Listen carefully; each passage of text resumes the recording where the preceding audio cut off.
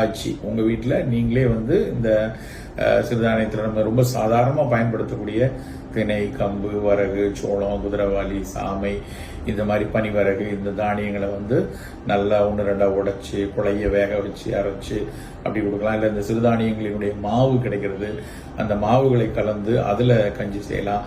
அது கொஞ்சம் ஜீரணத்தைக்கும் சுவையும் சேர்ப்பதற்காக சில பேர் கொஞ்சம் சுக்கு சேர்த்துப்பாங்க, சில பேர் அதில் வந்து சிறு பயிர்களை கொஞ்சம் சேர்த்துக்கொள்வாங்க.